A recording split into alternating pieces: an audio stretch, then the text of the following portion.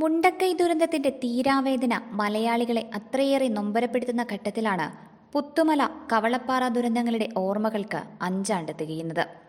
5 വർഷം മുൻപ് പുത്തുമലയിൽ 17 പേരുടെ ജീവൻ പൊലിഞ്ഞപ്പോൾ കവളപ്പാറയിൽ 59 ജീവനുകളാണ് നഷ്ടമായത്. പുത്തുമല ദുരന്തത്തിൽ 5 പേരെ കാണാതായപ്പോൾ കവളപ്പാറയിൽ 11 പേരെയാണ് ഇനിയും കണ്ടെത്താൻ കഴിയാത്തത്. 2019 ഓഗസ്റ്റ് 8-ാം തീയതിയാണ് പുത്തുമലയിൽ ഉരുൾപൊട്ടിയത്. 900 മലനിരകളോട് ചേർന്ന് നിൽക്കുന്ന വനപ്രദേശമായിരുന്നു ഉരുൾപൊട്ടലിന്റെ പ്രഭവ കേന്ദ്രം.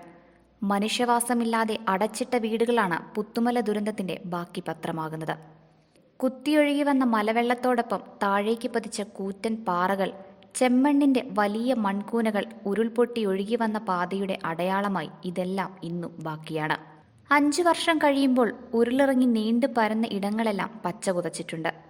ഉരുൾപൊട്ടലിന്റെ ബാക്കി പത്രമെന്നോണം മണ്ണിനുള്ളിൽ പാതി തെളിഞ്ഞു കാണുന്ന വീടുകളും ദുരന്തത്തിന്റെ അവശേഷിപ്പായി ഇവിടെയുണ്ട്.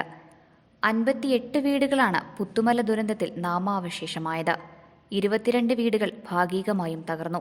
തുടർച്ചയായ 32 മണിക്കൂറിൽ 800 മില്ലിമീറ്ററിലധികം മഴ പെയ്തപ്പോൾ സ്വാഭാവിക വനമായി നിലനിന്നിരുന്ന മലത്തലപ്പുകളിലെ സസ്യജാലങ്ങൾ സ്വീകരിച്ച് മണ്ണിലേക്കിറക്കിയ ജലത്തിന്റെ ഭാരം താങ്ങാൻ താഴെയുള്ള ഇളക്കം തട്ടിയ ഭൂമിക്ക് കഴിയാതെ വരികയും ദുർബലമായ മണ്ണ് പാറകളിൽ നിന്നും അടർന്ന് താഴേക്ക് പതിക്കുകയുമാണുണ്ടായത്.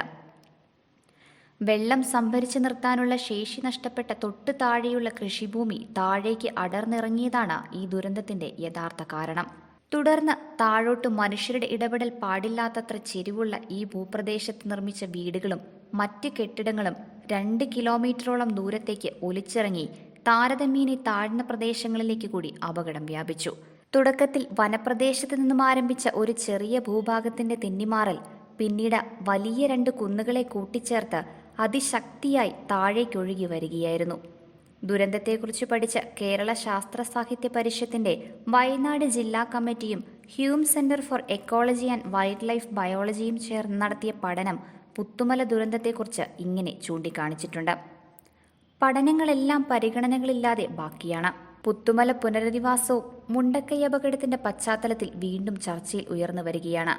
മുണ്ടക്കൈയിലെ ദുരന്തത്തിൽ മരിച്ച തിരിച്ചറിയാത്തവരുടെ മൃതദേഹങ്ങൾ സംസ്കരിച്ചത് പുത്തുമലയിലാണ് എന്നതാണ് 5-ാം വർഷം കടന്നു പോകുമ്പോൾ വിധിവൈപരീത്യമായി മാറുന്നത്. മുണ്ടക്കൈയുടെ വിലാപങ്ങൾക്കിടെ കവളപ്പാറ ദുരന്തത്തിന്റെ നടുക്കുന്ന ഓർമ്മകൾക്ക് ഇന്ന് 5 വർഷം തികയുന്നു.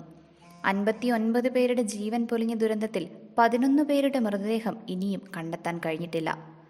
3 ദിവസം തോരാതെ പെയ്ത മഴയ്ക്കൊടുവിലാണ് രാത്രിയിൽ മുത്തപ്പൻ കുന്നിന്റെ ഒരു ഭാഗം ഇടിഞ്ഞു വീണത്. കുന്നിന് താഴെയുള്ള 40-ലധികം വീടുകൾക്ക് മുകളിൽ മണ്ണും ചെളിയും പാറയും ചേർന്ന് മറ്റൊരു കുന്ന് രൂപപ്പെട്ടു. സെക്കൻഡുകൾ കൊണ്ട് 59 ജീവനുകളാണ് നഷ്ടമായത്. പുറം ലോകം ആ ദുരന്തം അറിയുന്നത് അപകടം നടന്ന മണിക്കൂറുകൾ കഴിഞ്ഞ് മാത്രമാണ്. ദുരന്തം നടന്ന് 5 വർഷം പിന്നിടുമ്പോഴും സുരക്ഷാ ഭീഷണിയിൽ കഴിയുന്നവർ ഇപ്പോഴും കവളപ്പാറയിലുണ്ട്. മഴ വരുമ്പോൾ ഇവർക്ക് വീടുകളിൽ നിന്ന് മാറേണ്ട സ്ഥിതിയാണുള്ളത്. അപകട ഭീഷണിയിൽ കഴിയുന്ന 76 കുടുംബങ്ങളെ മാറ്റി താമസിപ്പിക്കണമെന്നാണ് നാട്ടുകാരുടെ ആവശ്യം. ന്യൂസ് ഡെസ്ക് ഇടുക്കി ലൈവ് വാർത്തകൾ നിങ്ങൾക്കായി അവതരിപ്പിച്ചത്. ഹായ്, എൻ്റെ പേര് നിവ്യ. ഞാൻ 20 ഏക്കർ അൽഫോൺസ ലാബിലാണ് വർക്ക് ചെയ്യുന്നത്. ഞാൻ പഠിച്ചത് നെടുങ്കണ്ടം കോൺഫിഡൻസ് ഗ്രൂപ്പ് ഓഫ് ഇൻസ്റ്റിറ്റ്യൂഷനിലാണ്. Hi, I am Thasnima. ഞാൻ പഠിച്ചത് കോൺഫിഡൻസ് ഗ്രൂപ്പ് ഓഫ് ഇൻസ്റ്റിറ്റ്യൂഷൻസിലാണ്. അവിടുന്ന് പഠിച്ചിറങ്ങിയ ഉടനെ തന്നെ എനിക്ക് നെടുങ്കണ്ടം നീതി മെഡിക്കൽ ലാബിൽ ജോലി കിട്ടി. ഞാനിപ്പോൾ ഹാപ്പിയാണ്. ഹായ്, ഞാൻ അരുണിമ. നെടുങ്കണ്ടം കോൺഫിഡൻസിലാണ് ഞാൻ പഠിച്ചത്. പഠിച്ചിറങ്ങിയപ്പോൾ തന്നെ എനിക്ക് രാജക്കാട് SN ഹോസ്പിറ്റലിൽ ജോലി കിട്ടി. ഹായ്, ഞാൻ അമർദീന്ദു. ഞാൻ വർക്ക് ചെയ്യുന്നത് Rajakkad life care medical centre ഹോസ്പിറ്റലിലാണ്. എനിക്ക് കോൺഫിഡൻസ് തന്നത് കോൺഫിഡൻസ് ഗ്രൂപ്പ് ഓഫ് ഇൻസ്റ്റിറ്റ്യൂഷനാണ്. ഹായ്, ഞാൻ ഗ്രീഷ്മ. എൻ്റെ വീട് തൂക്കുവാലാണ്. ജോലി എന്നത് എൻ്റെ ഒരു വലിയ സ്വപ്നമായിരുന്നു. ആ സ്വപ്നത്തിലേക്ക് എന്നെ നയിച്ചത് കോൺഫിഡൻസ് ഗ്രൂപ്പ് ഓഫ് ഇൻസ്റ്റിറ്റ്യൂഷനാണ്. ഹായ്, എൻ്റെ പേര് കെസിയ. ഞാൻ കുമളി ശില്പ ഡയഗ്നോസ്റ്റിക് സെൻറ്ററിൽ വർക്ക് ചെയ്യുന്നു. ഞാൻ കോൺഫിഡൻസിലാണ് പഠിച്ചത്. എൻ്റെ ഏറ്റവും വലിയ സന്തോഷം എന്ന് പറയുന്നത് എൻ്റെ ബാച്ചിൽ പഠിച്ച എല്ലാ കൂട്ടുകാർക്കും ജോലി കിട്ടി എന്നുള്ളതാണ്. പഠിച്ചിറങ്ങുന്ന എല്ലാവർക്കും ജോലി ഉറപ്പ്. കേന്ദ്ര ഗവൺമെന്റ് അംഗീകൃത ഡിപ്ലോമ കോഴ്സുകൾ. Diploma in medical laboratory technician, pharmacy assistant. 19-ാം വയസ്സിൽ ജോലി എന്ന സ്വപ്നം യാഥാർത്ഥ്യമാക്കൂ. Confidence group of institutions, Darshana building, near private bus stand, Nedumkandam.